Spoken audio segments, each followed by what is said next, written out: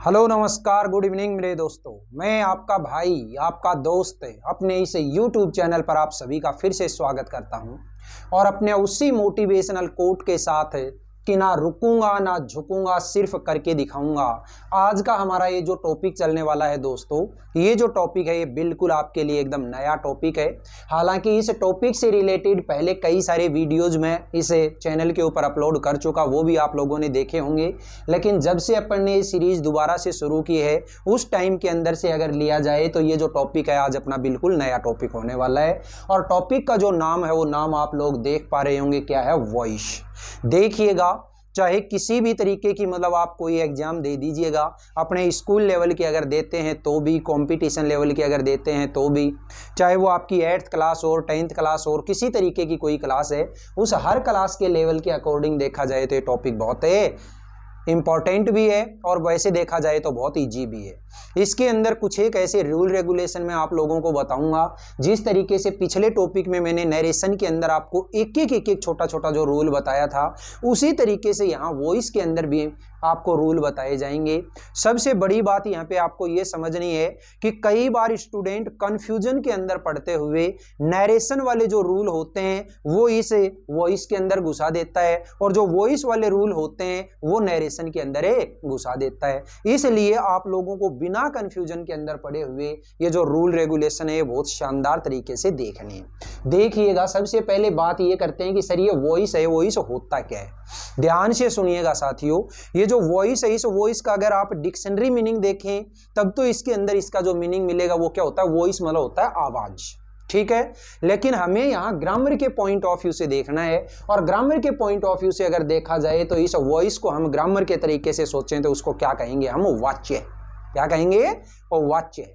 अब देखिएगा, हमें इसको इंग्लिश की ग्रामर के अकॉर्डिंग पढ़ना है तो सबसे पहली बात ये आती है कि ये जो वॉइस होता है वॉइस कितने तरीके का होता है? ये वॉइस है, ये वॉइस मेरा दो तरीके का होता है। एक को मैंने नाम दिया एक्टिव वॉइस और दूसरे को मैंने नाम दिया पैसिव वॉइस। ध्यान से सुनना है एक चीज को और अपनी कॉपी के अंदर साथ साथ आप नोट्स बनाते जाइएगा। तो वॉइस जो होता है वॉइस कितने तरीके का है दोस्तों? एक तो एक्टिव वॉइस और दूसरा पैसिव वॉइस। अभी आपको स्कूलिंग लेवल के अकॉर्डिंग जो क्वेश्चन दिया जाएगा वो एक्टिव वॉइस का क्वेश्चन देगा और उसके बाद में कहेगा कि आपको इसको पैसिव वॉइस में चेंज करना है। ध्यान से सुनो, ये एक्टिव वॉइस क्या होता है? एक्टिव वॉइस के अंदर आपको देखो इसका जो वर्ड है ना, वो वर्ड से ही बात समझ में आ जानी चाहिए। एक्टिव का मतलब क्या होता है? सक्रिय। क्या होता है? सक्रिय। और ये जो पैसिव होता है, इस पैसिव का मतलब क्या होता है? निष्क्रिय। क्या होता है? निष्क्रिय। तो देखो दोनों के दोनों ये जो वर्ड हैं हिंदी वाले, ये हिंदी वाले वर्ड भी अगर आप समझ लेंगे तो ये इंग्लिश वाले वर्ड आपके समझ में आ जाएंगे। देखो क्या है? सक्रिय यानी कि कोई काम करने के लिए सक्रिय होना, है ना। और निष्क्रिय का मतलब क्या है? कोई काम करने में निष्क्रिय होना, है ना। यानी कि कोई जो काम है वो काम मतलब कोई दूसरा ही करते रहे, अपन बिल्कुल एकदम सुस्त पड़े नहीं, वो क्या है? निष्क्रिय। तो यहां पे हम ग्रामर के अंदर जब इसको समझेंगे तो क्या होगा कि कोई भी ऐसा सेंटेंस जिसके अंदर सारी की सारी जो गाड़ी है वो किसके आर बार घूम रही हो? उसके सब्जेक्ट के आर बार। यानी कि ऐसा सेंटेंस जिस सेंटेंस के अंदर मेन जो प्रधानता है वो किसकी होगी? सब्जेक्ट की। जो भी कोई काम किया है वो काम को करने वाला है, वो उसके अंदर अगर अपनी जगह पे अडिग है तो उसको हम क्या बोलेंगे? Active voice. और पैसिव वॉइस जो होता है, इस पैसिव वॉइस के अंदर सबसे ज्यादा जो इंपॉर्टेंस होती है वो इंपॉर्टेंस किसकी होती है? यहां पे इंपॉर्टेंस सब्जेक्ट की ना हो करके, सब्जेक्ट जो होता है उस सब्जेक्ट की इंपॉर्टेंस इतनी नहीं होती, बल्कि इंपॉर्टेंस किस चीज की होती है कि हमने काम क्या किया है। जो वर्ब होती है ना, उस वर्ब की क्या होती है? इंपॉर्टेंस होती है। ठीक है, याद रखिएगा। एक्टिव वॉइस है उसके अंदर तो जो इंपॉर्टेंस है सबसे ज्यादा वो किसकी है? सब्जेक्ट की, मतलब करने वाला कौन है उसकी। और यहाँ पैसिव वॉइस है, इस पैसिव वॉइस के अंदर करने वाले से हमें कोई ज्यादा मतलब नहीं रखना, हमें तो काम से मतलब रखना है कि काम में क्या किया गया। ठीक है, जैसे मान लो एक बात है छोटी सी, जैसे आप बहुत मतलब बचपन से एक सेंटेंस सीखते हुए आ रहे हैं। अब वो सेंटेंस जो है वो सेंटेंस आपने सुना, जैसे Ram killed Ravan. Ram killed a Ravan, Ram ने रावण को मारा, राम ने रावण को मारा। तो ये जो सेंटेंस है, इस सेंटेंस के अंदर सबसे ज्यादा जो मेन जो इंपॉर्टेंस है वो किसकी है? राम की। मतलब काम है वो काम को करने वाले की। और यहां पे उसको जब हम पैसिव वॉइस में बोलेंगे तो क्या हो जाएगा? Ravan was killed, Ravan was killed, Ravan मारा गया। अब किसने मारा? अगर सब्जेक्ट आपको पता है बहुत अच्छी बात, किसने मारा? राम ने मारा। भाई अपना जो काम था वो काम क्या था? रावण को मारने का था। वो काम अपना हो गया, चाहे वो उसको राम जी ने मारा हो, चाहे उसको लक्ष्मण जी ने मारा हो, चाहे हनुमान जी ने मारा हो, चाहे सीता जी ने मारा हो, कोई मारे, अपना काम क्या था? उस पापी को मिटाना, यानी रावण था उस रावण को मारना, और वो काम हमारा हो गया। तो उसको क्या कहेंगे? हमें पैसिव वॉइस। आपको बस ये इतनी चीज आपको याद रखनी है। अब कोई भी सेंटेंस एक्टिव वॉइस का होगा उसको हम पैसिव वॉइस में कैसे बदलेंगे, इसके कुछ एक रूल रेगुलेशन है। वो रूल रेगुलेशन मैं आपको बता रहा हूं, और वो सारे के सारे जो रूल रेगुलेशन है वो आप अपनी कॉपी के अंदर साथ साथ नोट करते जाइएगा। तो देखिएगा दोस्तों, जब भी कोई सेंटेंस एक्टिव वॉइस का हो और उसको हम पैसिव वॉइस में अगर हम चेंज करेंगे तो सबसे पहला जो रूल आता है वो रूल क्या होता है? वो पहला रूल क्या कहता है कि एक्टिव वॉइस का जो ऑब्जेक्ट होता है, ध्यान से सुनना, एक्टिव वॉइस का जो ऑब्जेक्ट होता है उसे पैसिव वॉइस का सब्जेक्ट बना दो। ये लीजिए, ठीक है। पहला रूल क्या कहता है कि एक्टिव वॉइस का जो ऑब्जेक्ट होता है उसे पैसिव वॉइस का सब्जेक्ट बना दो, और एक्टिव वॉइस के सब्जेक्ट को पैसिव वॉइस का ऑब्जेक्ट बना दो। ये जो रूल है, ये रूल आपको नंबर 1 याद रखना है कि एक्टिव वॉइस का जो ऑब्जेक्ट होता है उसे पैसिव वॉइस का सब्जेक्ट बना दो, और एक्टिव वॉइस के सब्जेक्ट को पैसिव वॉइस का ऑब्जेक्ट बना दो। यानी कि जो भी सेंटेंस आपका लिखा हुआ होगा, जैसे एक्टिव वॉइस में जो सेंटेंस है उसका स्ट्रक्चर क्या होगा? उसका स्ट्रक्चर है सबसे पहले सब्जेक्ट, इसके बाद में आने वाली कोई भी वर्ब, इसके बाद में आने वाला ऑब्जेक्ट, ये स्ट्रक्चर होता है। अब वर्ब जो है, ये वर्ब के अंदर दोनों चीजें हो सकती हैं। कई सेंटेंस तो ऐसे मिलेंगे जिसमें केवल और केवल आपको मेन वर्ब मिलेगी, और कई सेंटेंस ऐसे मिलेंगे जिसमें मेन वर्ब भी होगी और ऑब्जेक्ट भी होगा। सही बात है ना? तो यहाँ पे हमें जो बनाना है, ये तो जो स्ट्रक्चर है, ये स्ट्रक्चर किसका है? एक्टिव वॉइस का। और जब इसका पैसिव वॉइस हम बनाएंगे तो पैसिव वॉइस का जो स्ट्रक्चर होगा वो क्या होगा कि ये जो ऑब्जेक्ट है, ये ऑब्जेक्ट को उठ के यहाँ पे आ जाएगा, यानी कि ये यहाँ पे क्या बन जाएगा? सब्जेक्ट बन जाएगा। इसके बाद में आपको क्या लगाना है? वर्ब। और वर्ब के अंदर हमेशा याद रखिए, जब भी पैसिव वॉइस के अंदर आप कोई भी सेंटेंस बनाते हो तो उस टाइम पे आप सीधा वर्ब नहीं लगाते, हमेशा कोई ना कोई हेल्पिंग वर्ब जरूर आनी चाहिए। मतलब मैं क्या कह सकता हूं कि जो भी बी फॉर्म होती है, अब बी फॉर्म का मतलब आप यहाँ पे क्या समझिए? यहाँ पे बी फॉर्म का मतलब समझिए आप हेल्पिंग वर्ब। हेल्पिंग वर्ब कोई भी हो सकती है, जैसे इज है, एम है, आर है ना, ये इस तरीके की कोई भी वर्ब। इसके बाद में मेन जो वर्ब आती है उस मेन वर्ब की थर्ड फॉर्म है, और उसके बाद में ये जो सब्जेक्ट होता है ये यहाँ पे आएगा ऑब्जेक्ट के रूप में। ये स्ट्रक्चर अगर आपको याद है, मैं गारंटी से कह सकता हूं कोई भी एग्जाम्पल हो आप बहुत अच्छे तरीके से तैयार कर देंगे। ये तो था एक्टिव वॉइस का, और ये स्ट्रक्चर है, ये है पैसिव वॉइस का। जो ये ऑब्जेक्ट है ये यहाँ पे आया सब्जेक्ट के रूप में, इसके बाद में कोई भी बी फॉर्म लगाओ, इसके बाद में वर्ब की जो होती है वो मेन जो वर्ब है, इस मेन वर्ब की थर्ड फॉर्म लगाओ, और उसके बाद में ये जो सब्जेक्ट है ये सब्जेक्ट यहाँ पे लेके आओ। और ये सब्जेक्ट जब यहाँ पे लेके आओगे तो इससे पहले आपको एक वर्ड लगाना है, और वो जो वर्ड होगा वो क्या होगा? बाई। क्या होगा? बाई। ठीक है। अब हमें यह समझना है कि सर आपने ये बोला कि एक्टिव वॉइस का जो सब्जेक्ट है उसको पैसिव वॉइस का ऑब्जेक्ट बनाना है, क्या हर एक सब्जेक्ट को ऑब्जेक्ट बनाना है? क्या कोई जरूरी नहीं है। कुछ एक ऐसे भी सब्जेक्ट होंगे जिन सब्जेक्ट्स को हमें ऑब्जेक्ट में बदलने की जरूरत नहीं होती। ठीक है, उनको हम क्या बोलते हैं, अनइम्पोर्टेंट सब्जेक्ट। और वो जो अनइम्पोर्टेंट सब्जेक्ट आते हैं वो कौन से हैं, आप 3-4 वर्ड याद रखना। एक तो याद रखना कि जितने भी इंडेफिनेट प्रोनाउन होते हैं, इंडेफिनेट प्रोनाउन होती हैं। सर ये इंडेफिनेट प्रोनाउन क्या होती हैं, याद करो, मैंने प्रोनाउन वाले टॉपिक के अंदर आपको प्रोनाउन के लास्ट टाइप बताई थी, और उस लास्ट टाइप के अंदर क्या क्या वर्ड बताए थे मैंने, जैसे वन ने, नन ने, ठीक है, नो वन ने, एनी वन ने, समवन ने, समबडी, एनीबडी, नोबडी। ये इस तरीके के जो वर्ड होते हैं ये सारे के सारे क्या होते हैं, इंडेफिनेट प्रोनाउन। तो जितने भी इंडेफिनेट प्रोनाउन होती हैं वो, इसके अलावा दे, THEY, इसके अलावा पीपल, ठीक है, दे है, पीपल है, या फिर कैटल है ना, ये वाले, या फिर एक वर्ड और बताया आपको, पुलिस है ना। ये कई सारे ऐसे वर्ड होते हैं जिन वर्ड्स को हमें सब्जेक्ट से ऑब्जेक्ट में बदलने की जरूरत नहीं होती। इनको हम क्या बोलते हैं, यहाँ पे इनको हम बोलते हैं अनइम्पोर्टेंट सब्जेक्ट। ठीक है, अनइम्पोर्टेंट सब्जेक्ट। बोलिए पहला रूल कंप्लीट हुआ कि नहीं हुआ। दूसरा जो रूल आता है वो दूसरा रूल क्या कहता है, वो ये कहता है कि जो हमारी मेन वर्ब होती है उस मेन वर्ब की हमेशा कैसी फॉर्म आएगी, वर्ब की थर्ड फॉर्म में आएगी। ठीक है, मेन जो वर्ब होती है वो पैसिव वॉइस के अंदर केवल और केवल थर्ड फॉर्म ही आएगी, इसके अलावा कोई दूसरी अलग से फॉर्म में नहीं आ सकती। दूसरा रूल कंप्लीट। तीसरा जो रूल होता है वो तीसरा रूल क्या कहता है कि जो आप ये ऑब्जेक्ट लिखते हैं वहां पे उस जगह के ऊपर, मतलब पैसिव वॉइस के अंदर ऑब्जेक्ट जो है उस ऑब्जेक्ट को लिखने से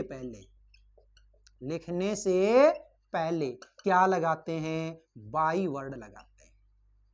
ठीक है, ऑब्जेक्ट जो है ये ऑब्जेक्ट लिखने से पहले क्या वर्ड लगा दो आप, बाई जो वर्ड होता है, यहां पे ये दिखाया मैंने, देखो ये जो बाई है ये बाई शब्द आप लगा दो। ठीक है, रूल नंबर 3 है कंप्लीट।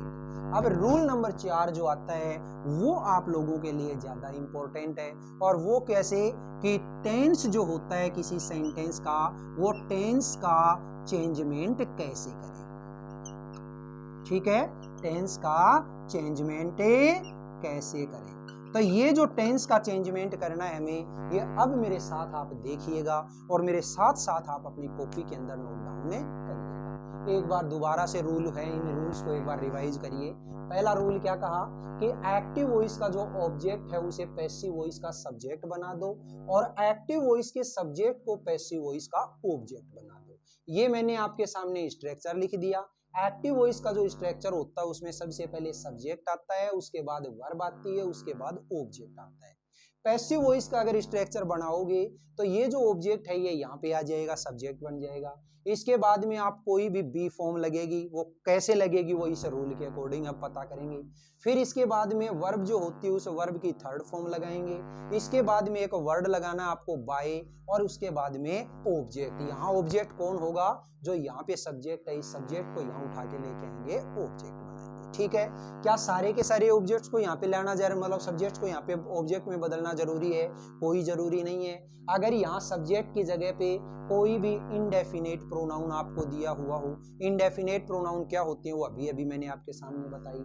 अगर सब्जेक्ट की जगह पे दे हो, पीपल हो, कैटल हो, पुलिस हो, ऐसे वाले जो सब्जेक्ट हैं उन सब्जेक्ट्स को ऑब्जेक्ट में बदलने की जरूरत नहीं होती।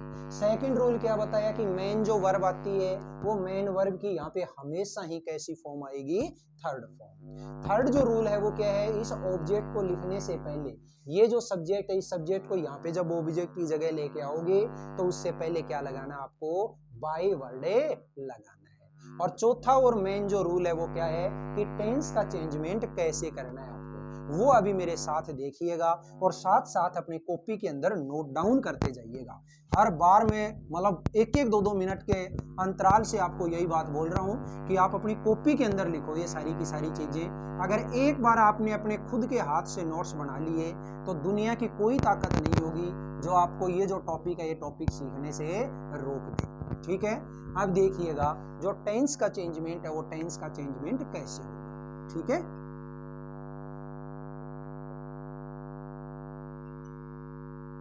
टेंस का चेंजमेंट कैसे होगा देखो, अगर आपका एक्टिव वॉइस का जो सेंटेंस है वो प्रेजेंट इंडेफिनेट टेंस में, ठीक है। एक्टिव वॉइस का जो सेंटेंस है वो प्रेजेंट इंडेफिनेट टेंस में, तो वो किस में बदल जाएगा, प्रेजेंट कंटिन्यूअस में, प्रेजेंट कंटिन्यूअस टेंस में। अब यहां पे जब ये टेंस के चेंजमेंट की बात आती है तो वाकई में कई सारे लोग इसके ऊपर थोड़ा सा ऐतराज करते हैं। कैसे करते हैं, और होना भी चाहिए, मैं भी मानता हूं बिल्कुल, ये चीज केवल और केवल आपको समझाने के लिए है।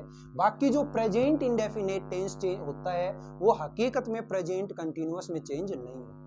क्यों नहीं होता, क्योंकि अगर प्रेजेंट कंटिन्यूअस में हमें चेंज करते तो जो वर्ब आती है प्रेजेंट कंटिन्यूअस में वो तो कैसी आती है, फोर्थ फॉर्म आती है, यानी वर्ब की फर्स्ट फॉर्म के साथ है आईएनजी आना चाहिए, सही बात है। और यहाँ पे अभी अभी हमने जो वॉइस के रूल लिखे हैं उस रूल के अंदर अभी क्या लिखा है मैंने, सेकंड रूल है कि जो पैसिव वॉइस होता है उस पैसिव वॉइस के अंदर आती ही मेन वर्ब की थर्ड फॉर्म है। तो बताओ कहां से वो प्रेजेंट कंटिन्यूअस हुआ, ठीक है।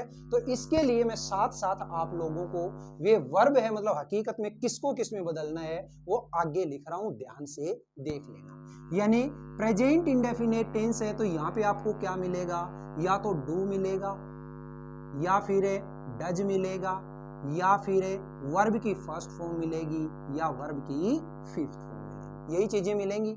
अगर इस फॉर्म के अंदर सेंटेंस आपको दिया हुआ है एक्टिव वॉइस का तो वो किस में बदल जाएगा, वो बदल जाएगा is am are plus verb की थर्ड फॉर्म।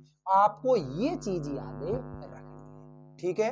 ये तो केवल और केवल आपको समझाने के लिए थी ताकि प्रेजेंट कंटिन्यूअस में हेल्पिंग वर्ब क्या होती है वो आपको पता चल जाए। तो प्रेजेंट कंटिन्यूअस टेंस में हम उसको नहीं बदलते, हम उसको बदलते हैं is am are plus V3 की फॉर्म में, ठीक है। अब देखिए अगला क्या कहता है, अगर दिया गया सेंटेंस आपको प्रेजेंट कंटिन्यूअस टेंस का है, ठीक है, तो वो रहेगा तो प्रेजेंट कंटिन्यूअस टेंस में ही, लेकिन साथ में क्या लग जाएगा, एक वर्ड लग जाएगा BEING, बीइंग।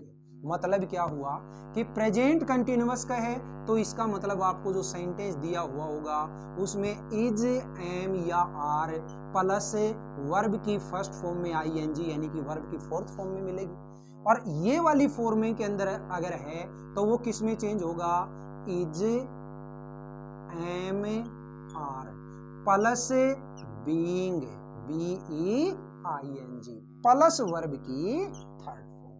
अगर इस फॉर्मेट के अंदर कोई सेंटेंस दे रखा है तो वो किस में बदल जाएगा, is am are plus being plus V3, ठीक है। इसके बाद में नेक्स्ट देखिएगा क्या कहता है, अगर दिया गया सेंटेंस प्रेजेंट परफेक्ट टेंस में है तो किस में बदल जाएगा वो, प्रेजेंट परफेक्ट कंटिन्यूअस टेंस में। मतलब क्या हुआ कि दिया गया सेंटेंस अगर प्रेजेंट परफेक्ट का है तो किस फॉर्म में होगा, हैज हैव प्लस V3 की फॉर्मेट में। तो वो किस में चेंज हो जाएगा, वो हो जाएगा हैज बीन या फिर हैव बीन प्लस वर्ब की थर्ड फॉर्म, ठीक है। तो आप इसको अभी ये जो टेंस के अंदर जो बोल रहे हैं कि ये टेंस इसमें इस टेंस में चेंज हो जाएगा, टेंस में नहीं होगा, मतलब इस फॉर्मेट के अंदर चेंज होगा, आप ये बोलिएगा, ठीक है। बात करते हैं आगे डी की। डी के अंदर क्या है कि अगर कोई भी दिया गया जो सेंटेंस है वो प्रेजेंट परफेक्ट कंटिन्यूअस टेंस का है। प्रेजेंट परफेक्ट कंटिन्यूअस टेंस का मतलब है अगर सेंटेंस में has been have been plus verb की फोर्थ फॉर्म लगी हुई है तो उसको हम कभी भी चेंज नहीं कर सकते, मतलब है नो चेंज, ठीक है। उसका कभी पैसिव वॉइस नहीं बनेगा, ठीक है। आगे देखिएगा नेक्स्ट क्या कहता है, अगर दिया गया सेंटेंस आपका पास्ट इंडेफिनेट टेंस में है, पास्ट इंडेफिनेट टेंस में है, तो वो किस में बदल जाएगा? पास्ट कंटिन्यूअस टेंस में। पास्ट कंटिन्यूअस टेंस में आप मत बोलिए, क्या बोलेंगे? जैसे पास्ट इंडेफिनेट में क्या है? एक तो है डिड और या फिर वर्ब की सेकंड फॉर्म। तो इस फॉर्मेट में अगर सेंटेंस है तो वो किस में बदल जाएगा? वॉज वर प्लस वर्ब की थर्ड फॉर्म। ठीक है, हमें ये नहीं बोलना, ये तो केवल मैं आप लोगों को समझाने के लिए बता रहा हूं। हमें ये नहीं कहना कि पास्ट इंडेफिनेट टेंस होता हो पास्ट कंटिन्यूअस टेंस में, ना भाई। हमें क्या बोलना है कि पास्ट इंडेफिनेट जो टेंस का अगर सेंटेंस है तो वो वॉज वर प्लस V3 की फॉर्मेट में बदल जाएगा। ठीक है, मैं ये क्यों नहीं बोल रहा कि पास्ट कंटिन्यूअस में? पास्ट कंटिन्यूअस में अगर होता तो यहाँ V3 नहीं आती, यहाँ पे आती V4, यानी कि वर्ब की फोर्थ फॉर्म, यानी फर्स्ट फॉर्म प्लस से ING। ठीक है, आगे देखिएगा नेक्स्ट क्या कहता है। अगर दिया गया सेंटेंस आपका पास्ट कंटिन्यूअस टेंस का है तो किस में बदल जाएगा? वो पास्ट कंटिन्यूअस टेंस में ही रहेगा, प्लस में क्या लगेगा? बीइंग। मतलब क्या हुआ कि यहाँ पे दिया गया जो सेंटेंस है उसके अंदर अगर वॉज और वर हो प्लस वर्ब की फोर्थ फॉर्म हो तो वो किस में बदलेगा? वो वॉज या वर प्लस साथ में लगेगा बीइंग प्लस में वर्ब की थर्ड फॉर्म।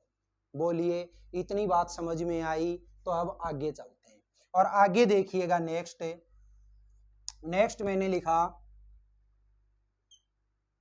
अगर दिया गया सेंटेंस आपका पास्ट परफेक्ट टेंस में है तो किस में बदल जाएगा? वो हो जाएगा पास्ट परफेक्ट कंटिन्यूअस टेंस में।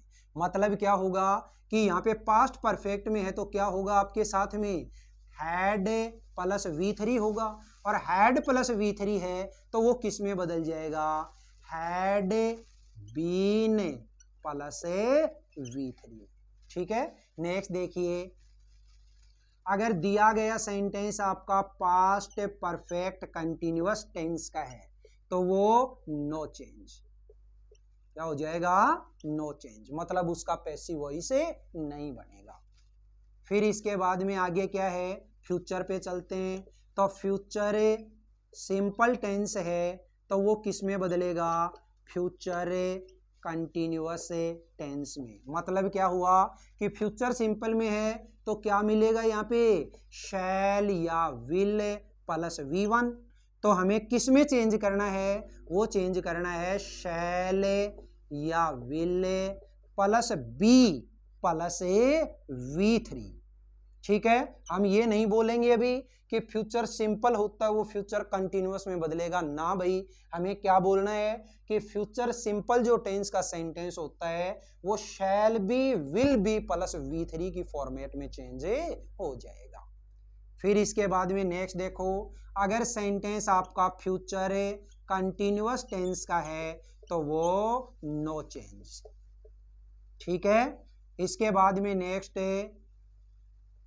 दिया गया सेंटेंस आपका फ्यूचर परफेक्ट टेंस का है तो किस में होगा? वो फ्यूचर परफेक्ट कंटिन्यूअस टेंस में। मतलब यहाँ पे जो सेंटेंस दे रखा है वो किस फॉर्मेट में होगा? शैल या फिर will plus have plus V3 के फॉर्मेट में होगा।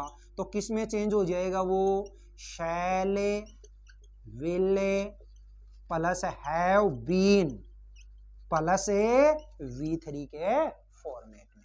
और लास्ट जो बात है इसमें वो क्या है? वो देखिए कि अगर sentence future perfect continuous tense का है तो नो चेंज। अब एक बार के लिए मेरे साथ ये पूरा का पूरा जो बोर्ड के ऊपर लिखा हुआ मैटर है इसको एक बार के लिए दोबारा सुनिएगा। हमें याद जो करना है वो ये वाली चीजें है ना, ये ठीक है, इन चीजों को याद करना है। क्या कहोगे कि अगर आपका एक्टिव वॉइस का जो सेंटेंस है वो डू डज V1 या V5 के फॉर्मेट में है तो किस में बदलेगा? Is am are plus V3 के फॉर्मेट में।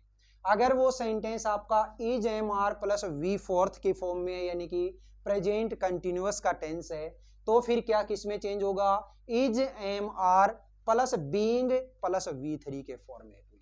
अगर वो दिया गया सेंटेंस आपका has have plus V three के फॉर्मेट में है, मतलब वो सेंटेंस आपका प्रेजेंट परफेक्ट टेंस का है, तो वो किस में बदलेगा, हैज बीन या have been plus V three के फॉर्मेट में।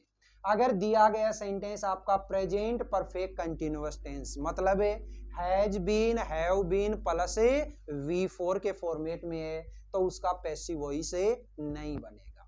नेक्स्ट बात करते हैं पास्ट टेंस की। तो अगर दिया गया सेंटेंस आपका पास्ट इंडेफिनिट टेंस, मतलब कि या तो डिड हो या फिर उसमें वी टू फॉर्म में कोई सेंटेंस हो, तो वो किस में बदलेगा, was were plus V three के फॉर्मेट में।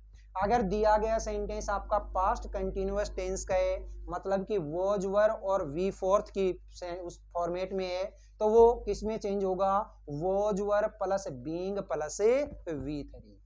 अगर वो एक्टिव वॉइस का सेंटेंस आपका पास्ट परफेक्ट टेंस यानी हैड और वी थ्री के फॉर्मेट में है, तो किस में चेंज हो जाएगा, had been plus V three के फॉर्मेट में। अगर दिया गया सेंटेंस आपका पास्ट परफेक्ट कंटिन्यूअस टेंस का है, तो उसका पैसिव वॉइस नहीं बनेगा। फिर आगे फ्यूचर पे बात करते हैं। तो फ्यूचर सिंपल अगर टेंस है, यानी कि शैल विल और वी वन के फॉर्मेट में सेंटेंस है, तो वो किस में चेंज होगा, शैल बी या will be plus V three के फॉर्मेट में। फ्यूचर कंटिन्यूअस का सेंटेंस अगर आपको दे दिया जाए, मतलब यहाँ पे दिया गया सेंटेंस और उसमें shall be will be plus V four अगर आया हुआ है, तो वो उसका टेंस से चेंज नहीं होगा, यानी कि उसका पैसिव वॉइस नहीं बनेगा। अगर सेंटेंस आपका फ्यूचर परफेक्ट टेंस में यानी कि शैल will plus have plus V three के फॉर्मेट में है, तो वो किस में चेंज होगा, शैल या will plus have been plus V three के फॉर्मेट में। और दिया गया सेंटेंस अगर आपका फ्यूचर परफेक्ट कंटिन्यूअस टेंस का है, तो नो चेंज। इस तरीके से टोटल जो हमने 12 टेंस पढ़ रखे हैं, उन 12 में से 4 टेंस ऐसे होंगे जिनका हम पैसिव वॉइस नहीं बना सकते। सिर्फ और सिर्फ 8 ही टेंस ऐसे हैं जिनको हम पैसिव वॉइस के अंदर चेंज कर सकते हैं। ठीक है, ये थे आपके रूल रेगुलेशन किसके, वॉइस के। ठीक है, अब कल जो हमारी नेक्स्ट क्लास होगी, उस नेक्स्ट क्लास के अंदर हम इससे रिलेटेड जितने भी एग्जाम्पल हम कर सकते हैं वो मैं आपको एग्जाम्पल करवाऊंगा। उसके बाद धीरे धीरे आगे आगे अपने बढ़ते चले जाएंगे। तो बार बार मैं आप लोगों को एक ही चीज बोलता हूँ कि जितने भी मैं रूल रेगुलेशन आप लोगों को करवा रहा हूँ, वो रूल रेगुलेशन आप लोग करिएगा। अगर ये रूल रेगुलेशन एक बार आपने अपनी कॉपी के अंदर बना लिए, मैं वादे के साथ कह सकता हूँ कि आप लोग बहुत शानदार तरीके से इन सारी की सारी चीजों को आप अच्छे से कर लेंगे। लेकिन अब ये जितने भी ये रूल रेगुलेशन है, ये सारे के सारे रूल रेगुलेशन आप लोगों को तैयार करने पड़ेंगे। ठीक है, आप लोग मतलब अगर ये चक्कर में बैठे रहो, ठीक है, कि रूल रेगुलेशन मतलब अपन तैयार नहीं करेंगे, कोई ना कोई किस्मत ही ऐसा पलटा खा जाए जो कि अपना काम हो जाएगा। दोस्तों, ऐसा कुछ नहीं होने वाला, कोई चमत्कार नहीं है। अगर आप बार बार इन चीजों को रिवाइज करेंगे, बहुत अच्छे तरीके से इनको आप सीखेंगे, तो ही बेड़ा पार होने वाला है। किस्मत के भरोसे मत बैठे रहना। और किस्मत के भरोसे जो लोग बैठे हैं उनके लिए मैं एक बात बोलने वाला हूं, ध्यान से सुनना। बैठे रहो तुम किस्मत के भरोसे, यहां तो दिन रात मेहनत चल रही है। बैठे रहो तुम किस्मत के भरोसे, यहां तो दिन रात मेहनत चल रही है। मैं हार कैसे मान लूं यार, जब जीत का इंतजार मेरी माँ कर रही है। ठीक है, और जहां माँ की बात आती है, तो आप लोग अगर अपने लिए नहीं करते तो अपनी उस माँ की बुढ़ी होती हुई आंखों के लिए जरूर करिएगा। ठीक है, आपके सपनों को देखने के लिए उसकी आंखें तरस रही हैं। तो ये जो वर्ड है माँ, ये दिखने में छोटा जरूर है, लेकिन वादे के साथ कहता हूं, अगर इस माँ नाम के इस वर्ड को दुनिया की सारी डिक्शनरी भी अगर डिफाइन करने लग जाएं, तो वो डिक्शनरी छोटी पड़ जाएंगी, लेकिन ये जो वर्ड है, ये वर्ड समेटने में नहीं आएगा। ठीक है, तो इसलिए आप अपने लिए नहीं तो अपनी उस माँ के लिए जरूर करिएगा। और ये सारी की सारी चीजें मैं हर रोज आप लोगों को जो बताता हूँ, ये चीजें आप अभी से तैयार करने लग जाइए, ताकि आगे आने वाली आपकी एग्जाम के टाइम पे आपका बीपी ना बैठे। ठीक है, चलिए फिर मिलते हैं अपन आगे। ये जो क्लास थी, ये क्लास आपको कैसी लगी अगर वाकई में ये क्लास आपको अच्छी लगी है तो इस क्लास को आप ज़्यादा से ज़्यादा लाइक करिएगा, शेयर करिएगा, कमेंट बॉक्स में कमेंट करके ज़रूर बताइएगा। और अपने इस चैनल को आपने अभी तक सब्सक्राइब नहीं किया तो प्लीज़ इसे सब्सक्राइब करके पास वाले बेल आइकन को जरूर प्रेस करिएगा। फिर मिलेंगे अपन अगले वीडियो में, तब तक के लिए आप हंसते रहिए, मुस्कुराते रहिए और बहुत शानदार तरीके से अपनी इन क्लासेज का आनंद लेते रहिए। All the best, see you again next time.